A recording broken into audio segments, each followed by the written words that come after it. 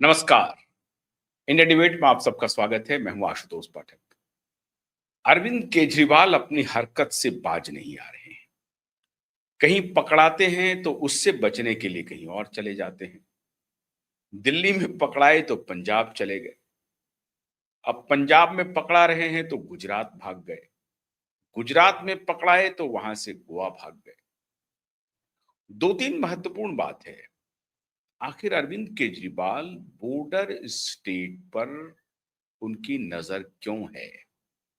या border state के लोग मूर्ख हैं जो केजरीवाल बड़ी आसानी से उनको बहला लेते हैं, फुसला लेते हैं? या कोई अंतर्राष्ट्रीय खेल है जो केजरीवाल को बार बार जैसा जैसा वहां से इशारा मिलता है वैसा वैसा केजरीवाल करते हैं? आज इस गुत्थी को सुलझाने की कोशिश कर रहे हैं। केजरीवाल के ऊपर बहुत गंभीर आरोप खालिस्तानी टेररिस्टों ने कनाडा से सीधा सीधा लगाया था और कहा था कि हमने केजरीवाल को 100 करोड़ रुपए की फंडिंग की है। खैर, उस बिना पर केजरीवाल की पूरी भद्द पिटी, लोगों ने सवाल उठाए। नतीजा ये हुआ कि दिल्ली का चुनाव केजरीवाल हार गए। याद होगा आपको, केजरीवाल ने दिल्ली के चुनाव में कहा था जनता से कि आप मुझे वोट दीजिए, वही मेरी गारंटी है। किसकी? बेल मिलने की गारंटी है। लेकिन केजरीवाल की सारी गारंटी हवा हो गई। दिल्ली की जनता ने उनके बेल को रिजेक्ट कर दिया।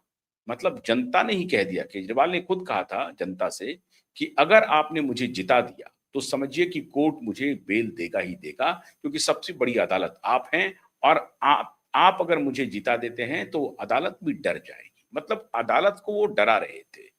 चुनावी मैदान से अदालत को इन्फ्लुएंस करने की कोशिश कर रहे थे, डरा रहे थे और कह रहे थे कि देखिए, आप मुझे जो बेल नहीं दे रहे हैं तो गलत कर रहे हैं, जनता मुझे जिता रही है। उनकी कोई धूर्तई काम नहीं हुई, काम नहीं आई।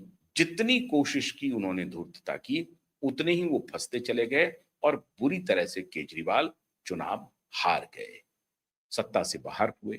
उन्होंने काफी बदलाव भी किया था। खुद तो वो हटना नहीं चाहते थे मुख्यमंत्री की कुर्सी से। बाद में उन्होंने एक महिला मुख्यमंत्री को, आतिशी मर्लेना को, कुर्सी सौंप करके फिर वो कोशिश किया कि जो पिटी हुई भद्द है उसको ठीक किया जाए और चुनाव में कुछ अपेक्षित सफलता हासिल की जाए। लेकिन ये दांव उल्टा पड़ गया और अरविंद केजरीवाल की बेल को जनता ने रिजेक्ट किया। बाद में अदालत ने भी रिजेक्ट किया, उनको जेल जाना पड़ा। हालांकि उसके बाद जो तिकड़म हुआ है, उस तिकड़म पर तो अभी सवाल जवाब होना है। अदालत, दिल्ली हाई कोर्ट के कंटेम्प्ट ऑफ कोर्ट के नोटिस अलग हैं और जो निचली अदालत ने उन्हें बरी किया है उसकी सुनवाई अलग है, वो मामला अलग है। पंजाब में अपने साथियों को बड़े तेजी से वो ईडी की छापे मरवा रहे हैं। वो क्या मरवा रहे हैं? जो इनका करतूत है उनके पार्टी के नेताओं की, तो उनके ऊपर छापा पड़ रहा है। अभी संजय अरोड़ा जी जेल में हैं, भूमसी जेल में है। इसके पहले अशोक मित्तल पर छापा पड़ा तो उन्होंने पाला ही बदल लिया, वो आ गए भारतीय जनता पार्टी में। ताजा घटनाक्रम क्या है? गुजरात में अरविंद केजरीवाल ने आरोप लगाया कि गुजरात की लोकल आईबी की जो टीम है वो उनको फॉलो कर रही है। मतलब अरविंद केजरीवाल जहां जा रहे हैं, गुजरात आईबी की टीम, इंटेलिजेंस ब्यूरो की टीम, उनको उनका पीछा कर रही है।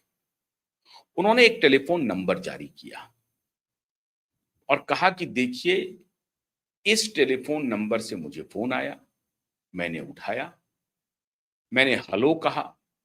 मैंने कहा आप कौन बोल रहे हैं? उन्होंने कहा कि मैं आईबी से बोल रहा हूं, मतलब स्टेट आईबी यूनिट से बोल रहा हूं। और उसके बाद जब मैंने उस फोन पे दोबारा फोन करने की कोशिश की तो वो फोन स्विच ऑफ हो गया, आउट ऑफ रीच हो गया, उस पर दोबारा फोन लगा नहीं। और बजाबता उन्होंने प्रेस कॉन्फ्रेंस करके, लोगों को बुला करके, कहानी कह करके उन्होंने इस नंबर को जारी किया, कर दिया जारी उन्होंने। नंबर जारी होने के बाद अब गुजरात की पुलिस थी, उनको लगा कि साहब कोई नंबर जारी हो रहा है और हमारे लोकल आईबी के नाम पर कोई पूर्व मुख्यमंत्री को फोन कर रहा है, तो ये गंभीर विषय है, नंबर की जांच होनी चाहिए। नंबर की जांच की गई। जांच के बाद पता चला कि वो नंबर गुजरात में किसी आम आदमी पार्टी के किसी जिला अध्यक्ष का नंबर है। अब पुलिस पहुंच गई उनके पास पता करते करते। पता चला तो कंफर्म हो गया कि हाँ, ये तो आम आदमी पार्टी के जिला अध्यक्ष हैं। ये श्रीमान जो हैं, इनकी यही नंबर है इनके पास, और इस नंबर से उस पर फोन गया भी था। ये भी कंफर्म हो गया। तो अब ये देख लीजिए कि ये आम आदमी पार्टी के अपने नेता, हो सकता है कि अपने नेता इनके ऊपर बड़ी प्लानिंग करते हैं। ये कोई नंबर जारी कर दिया कि इस नंबर से मुझे फोन आया था, और आईबी ने वो आईबी का नाम बता करके मेरे पीछे पीछे गुजरात पुलिस लगा रही है, ताकि कोई सगुफा बने। न्यूज वैल्यू ये ऐड करते हैं। किनके लिए? मीडिया के लिए। न्यूज निकालते हैं जिससे कि ये खबर में बने रहें। ऐसा नहीं हो जाए ये खबर से दूर हो जाए। अरविंद केजरीवाल की महारत है इसमें। अब गुजरात में सरेआम पकड़ा गया अरविंद केजरीवाल। ये कोई छिपी हुई बात नहीं है। अदालत में आपने देखा कि अदालत में जब इनको सुनवाई करने के लिए बुलाया गया तो इन्होंने कहा कि मैं पेश नहीं होऊंगा। क्यों नहीं पेश होऊंगा भाई? क्योंकि जस्टिस स्वर्णकांता शर्मा की अदालत में मुझे न्याय नहीं मिल सकता। उनके ऊपर गंभीर आरोप लगा दिए, कन्फ्लिक्ट ऑफ इंटरेस्ट का आरोप लगा दिया, उनके ऊपर आरोप लगा दिया, उनके बेटे के ऊपर लगा दिया, उनकी पुत्री पर लगा दिया। अब वो सारे के सारे आरोप, सारे के सारे आरोप का कोई लेना देना नहीं है गुजरात अरविंद केजरीवाल के इस केस से, लेकिन घुमा फिरा करके इस तरह से स्टोरी बनाई और अपने सोशल मीडिया के जो दलाल इन्फ्लुएंसर हैं उनके माध्यम से पूरा नैरेटिव चलाया और जस्टिस स्वर्णकांता शर्मा को बदनाम किया। अब इसी पर जस्टिस स्वर्णकांता शर्मा का वर्डिक्ट आ गया कि ठीक है, आपने मुझे जो ये किया है वो मुझे बदनाम किया है, मुझे अपमानित किया है, और ये इसकी जो सुनवाई है कि आपने जो मुझे बदनाम किया है ये मैं नहीं करूंगी, हाई कोर्ट की दूसरी बेंच करे। उसने चीफ जस्टिस के पास उन्होंने भेज दिया और चीफ जस्टिस ने किसी दूसरे बेंच को इसके लिए कर दिया, और उस दो बेंच, वो डिवीजन बेंच है, उस डिवीजन बेंच में जस्टिस नवीन चावला है एंड जस्टिस एक और जस्टिस हैं, वो दोनों जज उसका फैसला करेंगे। और मनोज जी जैन के पास जो बरी करने वाला मामला है वो चला गया है। दोनों मामले की सुनवाई होनी है, कंटेम्प्ट ऑफ कोर्ट की भी होनी है, बरी करने वाले मामले की भी होनी है। वहां भी धूर्तता साफ पकड़ी गई है।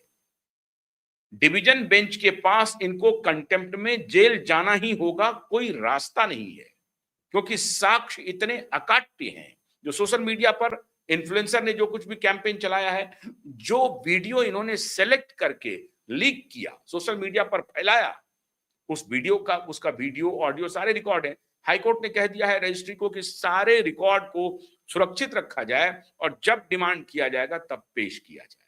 तो वो सारे ऑडियो वीडियो रिकॉर्ड हैं। अरविंद केजरीवाल को पता है कि इस मामले में उनका बचना नामुमकिन है। अब ये नया अतिक्रमण करने के लिए गुजरात गए, गुजरात में भी बुरी तरह से फंस गए। अब वहां से गोवा में अभी चुनावी लीला है या जो भी है, गोवा की बात हो रही है। एक डेवलपर हैं, लोढ़ा डेवलपर। लोढ़ा डेवलपर वहां पे कुछ फ्लैट्स बना रहे हैं। अब उस फ्लैट्स 2000 फ्लैट्स बनने हैं। वो वहां के कुछ लोकल प्लेटो जिसको कह रहे हैं, वहां ग्रामीणों के साथ कुछ विवाद चल रहा है। भारतीय जनता पार्टी की सरकार है।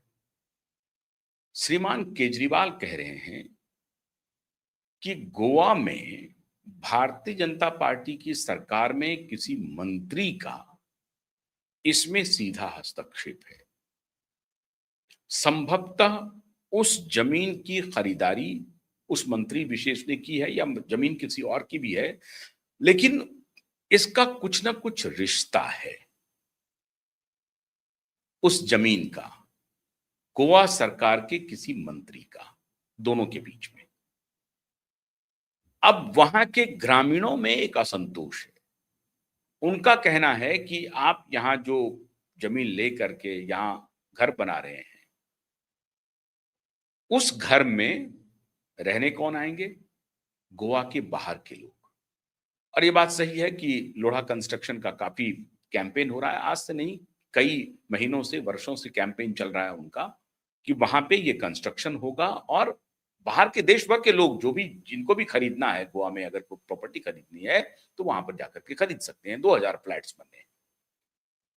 अब इन्होंने ग्रामीणों का एक प्रोटेस्ट चल ही रहा था पहले से, इन्होंने ग्रामीणों को भड़काने का खेल शुरू किया और ये कहना शुरू किया कि देखिए, गोवा की जो ब्यूटी है, जो खूबसूरती है, गोवा का जो पर्यावरणीय खूबसूरती है, उसको बड़े बड़े बिल्डर और सरकार के लोग मिलकर के खत्म कर रहे हैं, तहस नहस कर रहे हैं। और गोवा की डेमोग्राफी बदल रहे हैं, गोवा बाहर से लोग आकर के बसने वाले हैं, इनको हम किसी भी सूरत में अलाउ नहीं करेंगे। अब यही ग्रामीणों की भी डिमांड है। ग्रामीण भी कह रहे हैं कि हमारी, या तो हमारे जो जमीन लिए गए हैं उस जमीन का सही सही मुआवजा नहीं मिला है, या और भी कोई विवाद हो सकता है ग्रामीण और प्रशासन के बीच में, लेकिन इनको उस विवाद से कोई लेना देना नहीं है कि ग्रामीणों को फायदा पहुंचाना, ऐसा नहीं है। वो ये कह रहे हैं कि दिल्ली में और पंजाब में हमारी सरकार रही है, दिल्ली में रही, पंजाब में रही, हम एक कट्टर ईमानदार वाले पार्टी से हैं और हम उसके राष्ट्रीय अध्यक्ष बोल रहे हैं, और हम आपको गारंटी कर रहे हैं कि गोवा में जब बीजेपी की सरकार बन जाएगी तो सेक्शन 29A, जिसके तहत इसमें परिवर्तन हो रहा है, इसको हम स्क्रैप कर देंगे, और जो कोई भी गोवा में घर बनाने की कोई भी बात करेगा, बिल्डिंग बनाने की कोई बात होगी, तो वहां पे हम ये देखेंगे कि स्थानीय लोगों के हित का कोई नुकसान तो नहीं हो रहा है। ये देखने के बाद ही हम अनुमति देंगे। अब आप हमारा साथ दीजिए। वो सीधा सीधी कह रहे हैं कि जिस दिन गोवा में हमारी सरकार बन जाएगी, उस दिन हम गोवा को जो डिस्टॉर्ट किया है भारतीय जनता पार्टी की सरकार ने और यहाँ के मुख्यमंत्री ने और यहाँ के कैबिनेट के मिनिस्टर ने, ये वैसे वैसे लोकेशन को, जिस लोकेशन से गोवा की ब्यूटी झलकती है, पूरी दुनिया के सैलानी गोवा आते हैं, उस लोकेशन पे ये लोग घर बना रहे हैं और गोवा की नेचुरल ब्यूटी को खत्म कर रहे हैं। अरविंद केजरीवाल कह रहे हैं कि दुनिया में सबसे खूबसूरत जगह अगर कोई है तो गोवा है। इनका गोवा का प्रेम आज से नहीं, बहुत पुराना है। गोवा के बड़े प्रेमी रहे हैं ये, और इसीलिए ये गोवा बार बार कूच करते हैं, बार बार।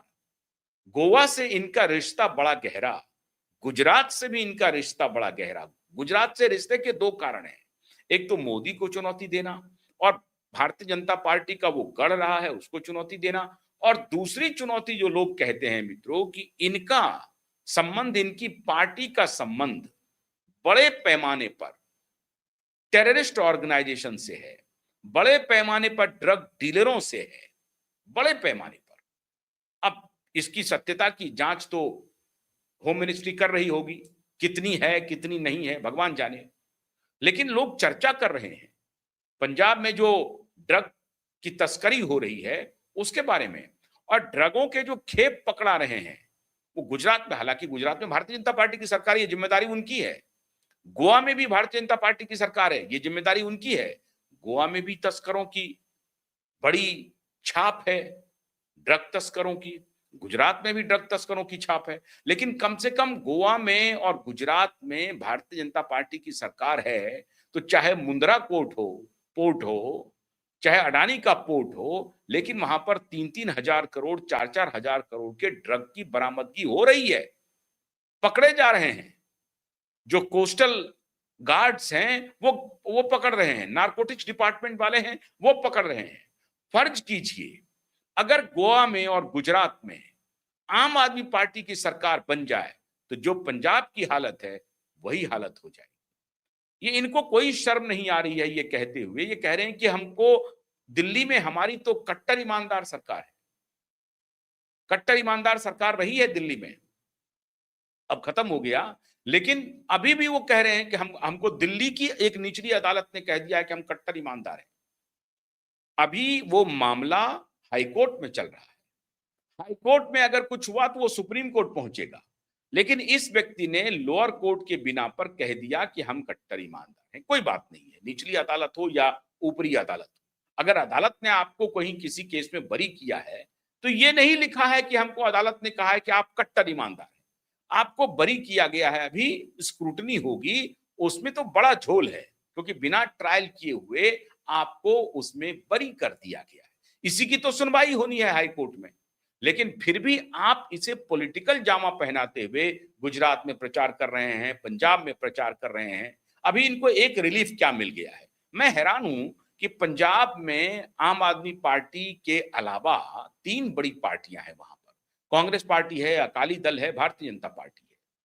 तीनों की एक प्रकार से कांग्रेस का अच्छा प्रदर्शन रहा है, लेकिन बीजेपी और अकाली का प्रदर्शन लोकल सेल्फ गवर्नेंस में नहीं हुआ है। अधिकतर म्युनिसिपल कॉर्पोरेशन में आम आदमी पार्टी की जीत हुई है। और अगर यही हालत रही तो फिर पंजाब में आम आदमी पार्टी रिपीट कर भी सकती है। अब ये इनको बड़ा साहस दे देता है, इसीलिए ये गुजरात पहुंच जाते हैं, इसीलिए इनकी नजर गोवा पर रहती है। और गोवा पर खास तौर से इनकी नजर है। गोवा एक ऐसा सरप्लस स्टेट है, सरप्लस इन द सेंस कि जिस संख्या में, जिस मात्रा में विदेशी सैलानी वहां पर आते हैं, सिर्फ और सिर्फ टूरिज्म के सहारे गोवा जन्नत बना हुआ है। इसलिए इनकी नजर है गोवा पर। गोवा की भोली भाली जनता को बहला करके, फुसला करके ये कब्जा करना चाहते हैं। अब गोवा का इतिहास देखिए, गोवा में किस तरह से डच ने क्या कोहराम मचाया था, इसके बारे में ये चर्चा नहीं करेंगे, वहां पर कोई चर्चा नहीं करेंगे। लेकिन नए डच से इनको डर लग रहा है कि नया डच आ रहा है। भारत के विभिन्न इलाकों से कोई व्यक्ति गोवा में घर खरीदे, वहां रहने की कोशिश करे, तो ये उनको कह देंगे बाहरी। लेकिन डच पर एक शब्द नहीं बोलेंगे कि डच ने गोवा में क्या क्या जुल्म किया। ये पूरा इतिहास है गोवा का, उस बारे में कुछ नहीं कहेंगे। वहां मंदिरों की क्या हालत है गोवा में, उस बारे में कुछ नहीं कहेंगे। जब से भारतीय जनता पार्टी की सरकार बनी है, तब से थोड़ी बहुत मंदिरों की पूछ शुरू हो गई है, वरना मंदिरों की क्या स्थिति थी गोवा में पूरी दुनिया जानती है। लेकिन अब कम से कम सनातनी एक प्रभाव वहां पर दिखाई पड़ रहा है। तो जहां जहां सनातन का घोर समर्थन है, ये वहां पहुंच करके उसको डिस्ट्रॉय करने की प्लानिंग में लगे हुए हैं श्रीमान केजरीवाल जी। और बॉर्डर स्टेट को ये खास तौर से निशाना बना रहे हैं, गुजरात को भी और गोवा को भी। महाराष्ट्र में इनकी दाल नहीं गल रही है, क्योंकि महाराष्ट्र में ऑलरेडी पहले से ही बड़े बड़े खिलाड़ी हैं।